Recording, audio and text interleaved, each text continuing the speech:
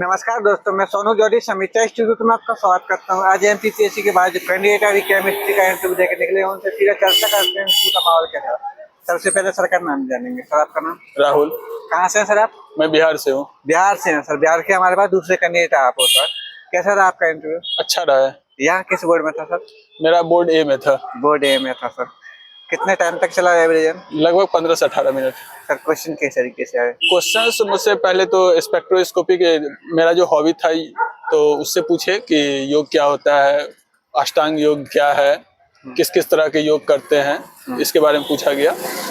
और उसके बाद जो है मुझसे स्पेक्ट्रोस्कोपी के बारे में एक मैम थी, तो वो टाइप्स ऑफ स्पेक्ट्रोस्कोपी के बारे में पूछ रही थी कि कितने टाइप्स के स्पेक्ट्रोस्कोपी हैं, तो वो मैं बताया। तो फिर उसके बाद मैम जो है एक्सरे के बारे में पूछी।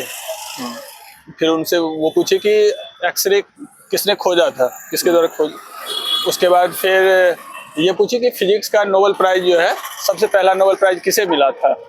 तो मैं उनका बोल दिया कि मुझे फिजिक्स का नहीं पता है, मैं केमिस्ट्री का बता सकता हूँ कि फर्स्ट नोबेल प्राइज किसे मिला था।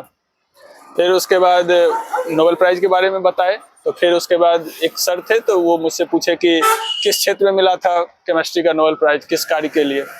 फिर उसके बाद फेज इक्विलिब्रिया से पूछा गया क्वेश्चंस। फिर उसके बाद एक मैम थी, तो उसने मुझसे पूछा कि स्पेशलाइजेशन आपका क्या था। तो मुझसे स्पेशलाइजेशन में ही पेरिसाइक्लिक रिएक्शंस क्या होते हैं, फिर कौन रोटेटरी डिसरोटेटरी क्या होता है, किस प्रकार, फिर 1,3-ब्यूटाडाइन है तो उसके ऑर्बिटल्स क्या होते हैं, एनर्जी के बारे में क्या है, कि जो स्टेबल वेव फंक्शंस हैं वो क्या है।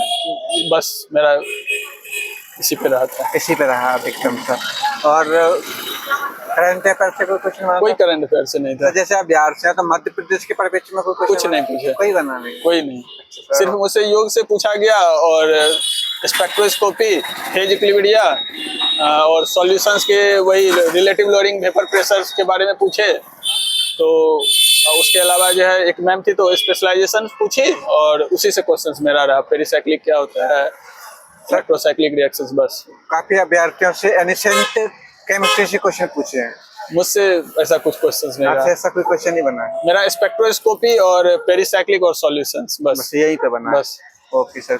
आने वाले अभ्यर्थियों के लिए कुछ सुझाव देना चाहेंगे सर?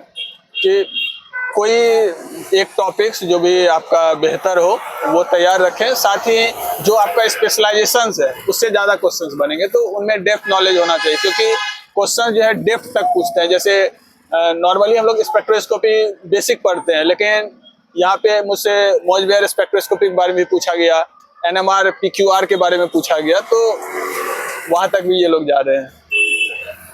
ओके, धन्यवाद सर हमारे साथ जुड़ने के लिए। आपको बहुत बहुत शुभकामनाएं। धन्यवाद।